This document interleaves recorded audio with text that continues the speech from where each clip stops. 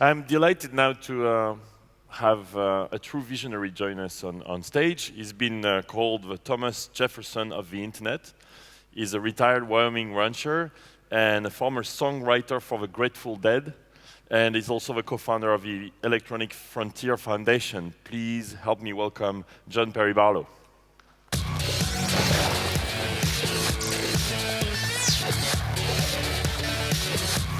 So happy to have you here, John Perry.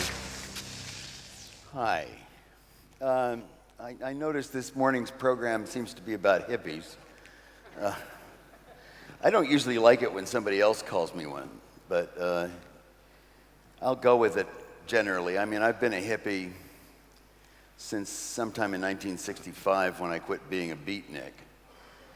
And, you know, given my history, it would be difficult for me to really shake that moniker, and besides, I'm fine with it, because part of what it's meant, and continues to mean, is that I know which side I'm on in the struggle that is very hot and heating between the vertical and the horizontal, between monotheism and pantheism, between the industrial period and for that matter, the three monotheistic religions, and the net, and the idea that there is authority to be gained from consensus. And I came by being a hippie by probably the best means possible. I started writing songs for a band called the Grateful Dead very early on. And in addition to the fact that there was no question about what we were, there was also something that we did that was practical. Now, it's often thought that by its very nature, hippie means somebody who is impractical, who's gone off to the woods and done sort of a bad job of it, and has moss growing on one side of him and unexamined beliefs on the other. But for us, it was practical. And that is to say, we started out very early letting people, we didn't think they were taking our concerts because we knew that wasn't what was happening. We'd already played the concert, it couldn't be taken from us. But they were taping our concerts, and I think at first there was a slight resistance to this because of the record companies. But then we said, what the hell, you know, we're not in it for the money, which was easy to say because we weren't making any at that point, because we hadn't yet invented viral marketing, which is what we were about to do by letting our fans reproduce those tapes like crazy. And by the time we gave it up, we haven't completely given it up, by the time we quit being the Grateful Dead full on in '95, we could fill any stadium in America anytime we wanted to. We were the most successful band in the United States in terms of concert gross. And it was entirely because of sharing our music and not being closely held with it. And realizing that very early on made me inclined to understand the economy of the virtual world in a way that most people have a hard time doing to this day. There is a fundamental difference between the economic characteristics of atoms and bits. With atoms, it's easy enough to say that they have a relationship that's based on scarcity and its relationship to value. They have a monetary function that Adam Smith recognized a long time ago. And in fact, if something is desirable to people, the best thing you can do is to make it hard to come by, as the De Beers Corporation proves all the time with diamonds. Diamonds are not particularly rare, it's just that De Beers owns most of them. So you can do that, and it's actually a very functional way of running a physical world economy. But the interesting thing is that as soon as you start talking about expression and ideas and the stuff that's in people's heads, you turn this upside down, and suddenly familiarity is much more important than scarcity. So, you know, I overuse this analogy, but I mean, I could have the world's largest diamond in my pocket, and I wouldn't be able to share it with you, much as I tried, unless I made it so it wasn't the world's largest diamond anymore, in which would lose a great deal of its value. But I mean, whether you knew about the fact that I had that in my pocket or not would be kind of irrelevant. It would still be immensely valuable because it is so scarce. If I have the world's greatest song in my head, it is utterly valueless and goes on being valueless until not only have I gotten it out of my head, but have gotten a lot of other people to know that that sort of thing goes on in there, and that my head is a good place to look for that sort of a spontaneous creative force, that my personality is a faucet through which that kind of water can flow. So it is in my best advantage to share. And I've been trying to get a whole lot of folks, mostly institutions, to understand this basic principle for the last 25 years. I wrote something in 1993 called The Economy of Ideas, which made me Satan as far as the content industry was concerned, but I'll stand by it still. And what I said was that it was going to be extremely difficult to get people not to share anything that they found valuable or interesting that could be infinitely reproduced at zero cost and infinitely distributed at zero cost. And it wouldn't make any difference what the law said about it. People share stuff like that. It's as important to them as, well, not sex, but I mean, it's certainly as important to them as practically anything else that I can think of, is the desire to share information that you find interesting, that you find advances the human cause, you find enjoyable.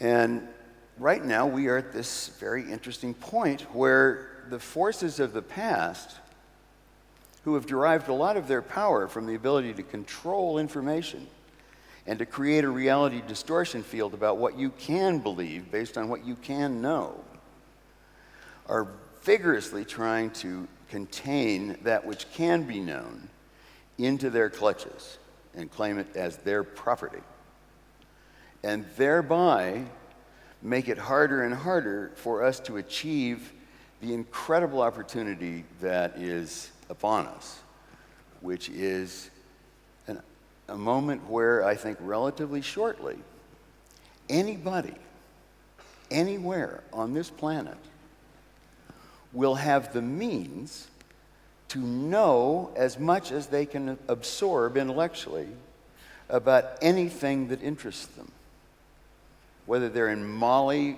or Manhattan. And that all these incredible minds that have been out here idling away because they didn't have access to what can be known will have that access. Now, I know there already is a huge babble of the irrelevant. If you amplify everybody, many of them will not be geniuses. But the fact is that we are coming into an ability to convey a right that nobody ever thought of before, which is the right to know. And I take it as an a priori truth that if there is a right to know, the human race will become a much more advanced species very quickly, because we will seek the truth. It's in our nature. I was having a conversation with Jimmy Wales. I was at a kind of a ridiculous wedding over the weekend, and Jimmy Wales was there. And we were talking about the beginnings of Wikipedia. And I knew Jimmy. Jimmy actually had, among other things, a pretty good online porn business before he did Wikipedia, but good practice, I suspect. But he told me what he was going to do, and I said, well, you know, I take a sunny view of human nature, but I have a terrible feeling that if you do that, you are going to have this unbelievable pile of nonsense and disinformation and misinformation and slander and terrible lies and just hideous stuff that people say. And he said, well, you're probably right, but it's worth a try. And now, as I said to him the other night, whenever I feel a little hopeless about all this, I go to Wikipedia and I look up something that I know something about and find, to my immense satisfaction, that the entry has grown since the last time I checked and that there's nothing in there that I would disagree with. I mean, we are pulling this off as a species. We are so good and care so much about knowledge and the truth that we are really doing this. And that's, in a way, all I need to know about sharing, is that we're willing to go to an awful lot of trouble, unpaid, to make it available to anybody. What is the truth about molecular biology, for example, and some very fine details of molecular biology, or any other damn thing? I mean, it is a kind of, there was a point several years ago when I actually went out and got myself a British Library card. I mean, a card to the British Library. I think at the time I thought that they still had the reading room where Karl Marx wrote most of his notable works, and after I found out that it wasn't quite like that anymore, a lot of the stuff went out of it for me. But I wanted to sit down and write the Communist Manifesto. Because even though I'm a right-wing Republican from Wyoming, or have been anyway, I believe that if you read the Communist Manifesto now and think about it in terms of what is still weirdly regarded as property in cyberspace, that it is more true and germane than it ever was. Now, communism didn't work for a bunch of reasons, not the least of which was that, you know, I have an easier time sharing my car or sharing my song than I have sharing my car. And there was all kinds of stuff, and also it was applied in a couple of places where that part of the world was not ready for it and could only be imposed by Stalinist means or Maoist means. But I think that Marx thought that there was going to be a natural evolution of events, and all that was solid would melt into air, and now all that is solid is melting into air, or much of the economy that has been solid is melting into air and is no longer properly subject to property, and is much easier to share with everyone. And we have to get there as quickly as possible, which means killing some things, large, godless institutions that we no longer need. And we need to be perfectly fine about that. They're dreadful. I mean, speaking as a professional musician, I find it wildly ironic when a record label talks about piracy, given what they've done to us. You know, I mean, it's a marvel. But this is across the board. Also, I mean, I think that there are words that we need to be mindful of. I mean, if you use the word content, ask yourself if there's a container, preferably a physical one. Because we didn't start to talk about content until the containers started to go away, right? Now it's a way of taking the natural verb, that is expression, and turning it into a noun which can be owned by somebody. So that's code for let's go on having the bad guys still do this. There's also consumer. Now, I don't know about you, but when I listen to music or read a book or anything like that, I'm not consuming anything. I mean, I know what happens when I eat a McDonald's burger. There's a whole process of events. I know what's finally done when I've consumed it. It's not like that with a book or a record or anything that people can do up here. So consumer is a way of placing us into a subservient position, which is what the institutions of the industrial period are trying to go on doing. Now, I also, and this would probably be a good time to point this out, have spent a good chunk of my life trying to eliminate broadcast media,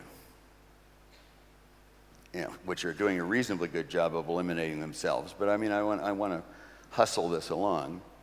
And for that reason, I do not want to be a broadcast medium. So I would rather, I'm about halfway through up here. What I really want to do is turn this into a conversation with you to the extent that I can. And that's what I think cyberspace is about, really, is a conversation.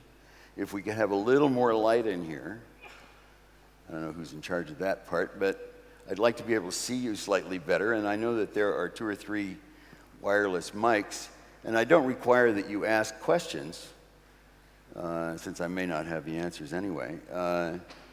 I do ask that you, if you have an opinion, that you don't go on at great length with it, but I think that there are some things that I've said that are worthy of discussing and that we could talk about at greater length. So, can we get more light on the audience? Is that possible?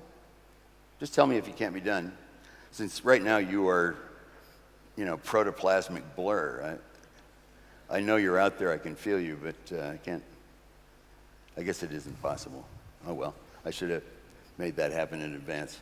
We'll get you mics for the audience. Now we have mics out there, right? Yes. So okay, do you have questions? We have one here right there. And like I say, please, you want to maybe yeah, let's do that. They needn't be questions.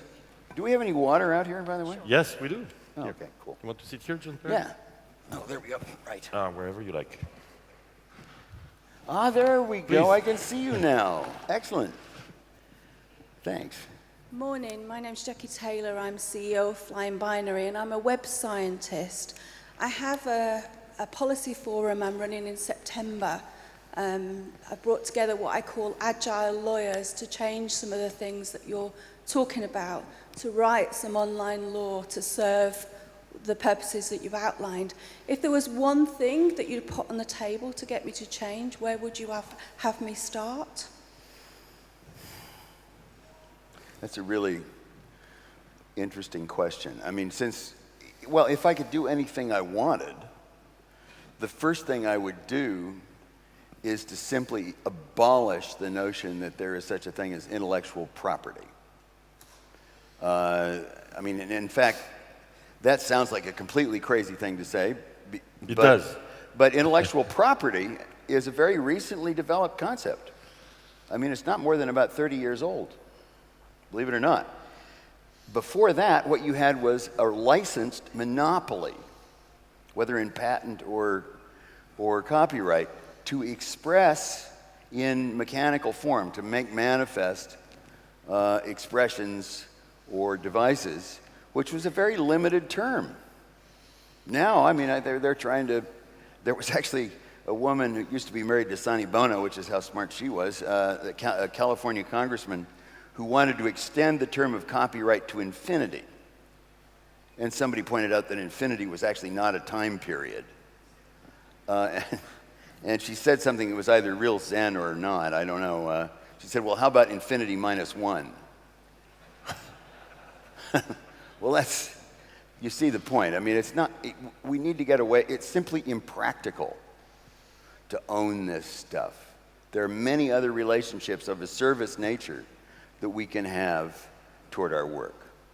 And that's how we have to go. That's what I would change if I could. But I mean, we're going to have to wait until things get really bad before that wall comes thundering down. Have a question? Here.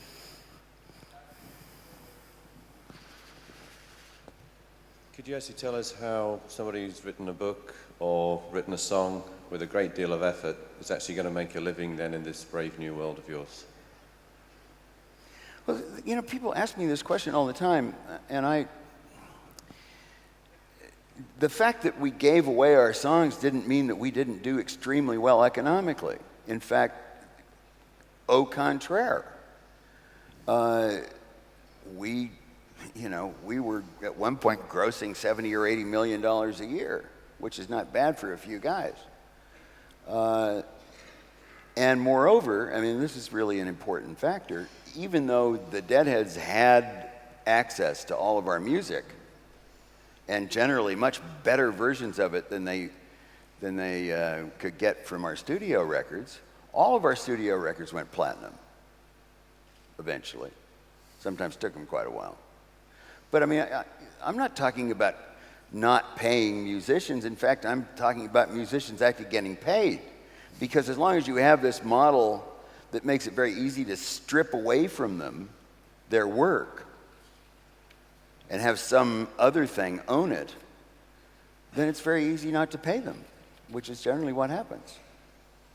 I mean, there's nothing in my heart that thinks that some son of a bitch ought to have a permanent right to tool around Beverly Hills in his Porsche with his mistress because somebody else wrote a song that he didn't really care about the effect of unless it would get him laid, which was his real motivation to begin with.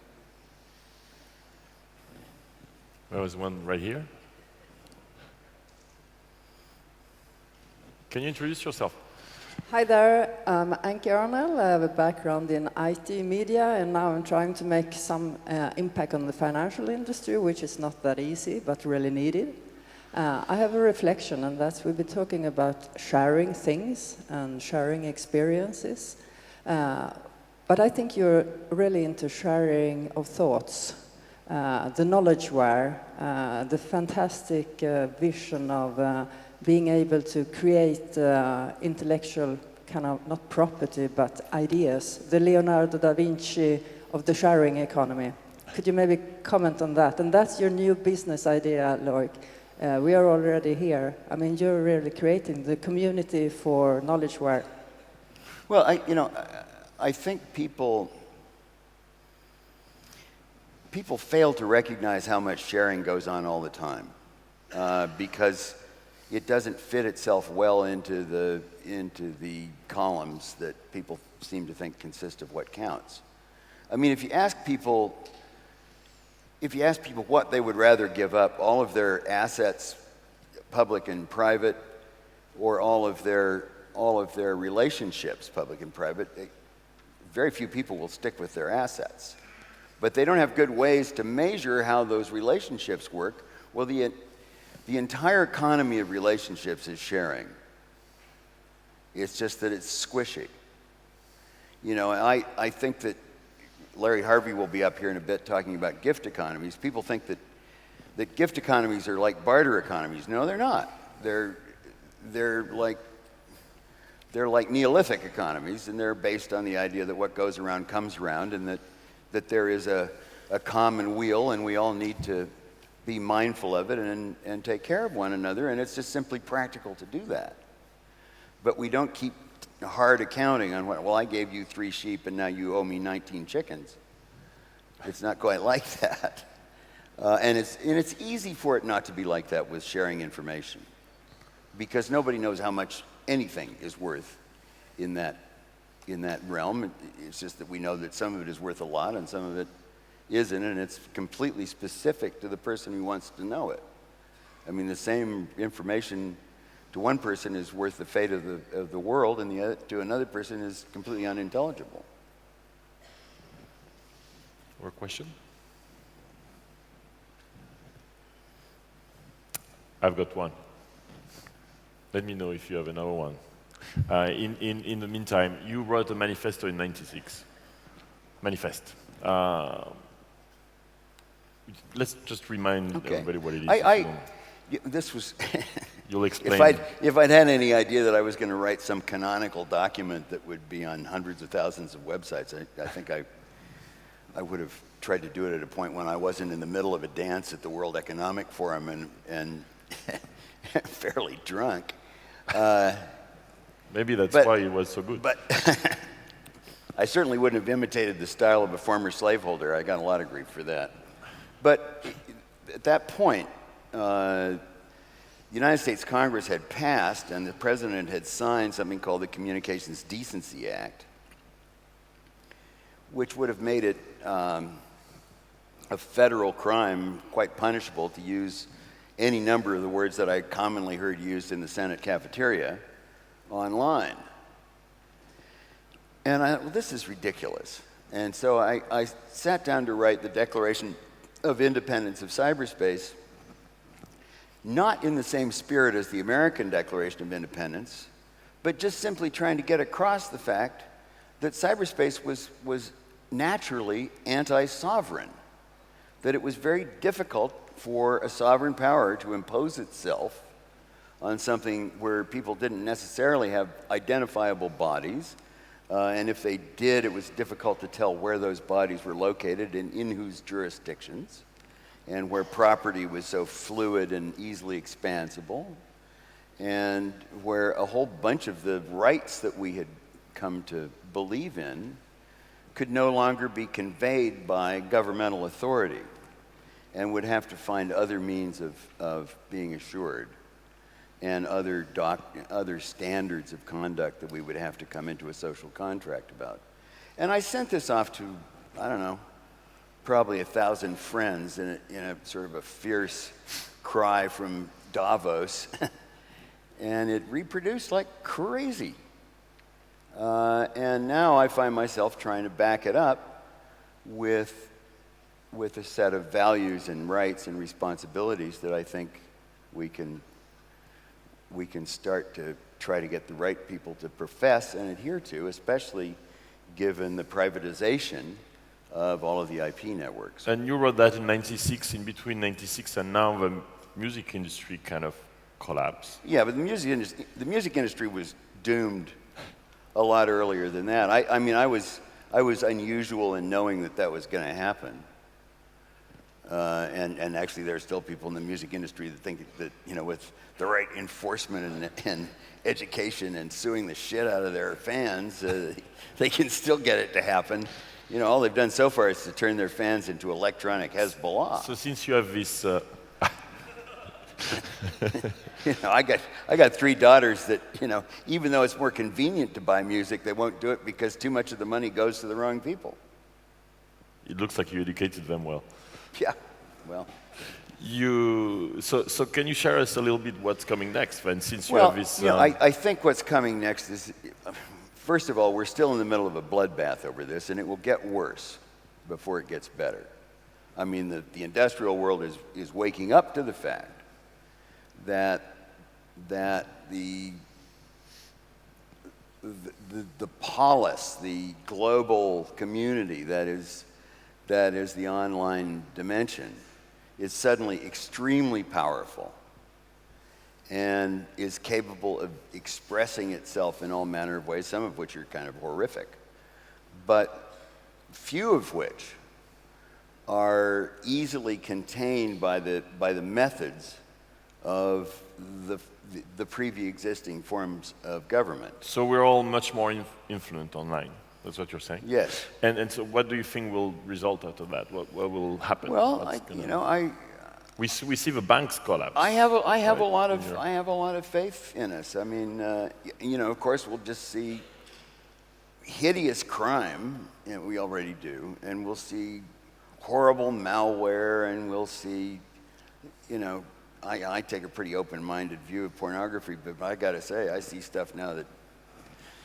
You know, you don't have to look. You don't I have to. I know you don't have to look, but it's, you know, it finds its way to you whether you want it there or not sometimes. I mean, it's really dreadful. But, you know, unfortunately, as John Stuart Mill said, you know, liberty resides in the rights of that person whose views you find most odious. And so we have to defend those bastards, even though you may not like it. And on the other hand, you do have Wikipedia, you do have people like Aaron Swartz, and a lot of people. Aaron Swartz was by no means an anomaly. A lot of scientists that I know that are getting rid of Elsevier and the scientific publications and are starting to put their works out where they're generally available. I mean, they never got paid for them in the first place, except in terms of professorships, which will come even more readily now. I mean, we're doing this, but there is an ugly transition, and you know, I found out this morning the EFF published some new findings that the NSA is doing even more granular and detailed surveilling of all of American interactions and phone conversations than I had thought was the case. And I consult for these guys. I hadn't thought, you know, it's worse than I thought. So, you know, we got our work cut out for us. I don't expect to live long enough to declare victory, but as Mother Teresa once said, God does not call upon us to succeed. He merely asks us to remain faithful.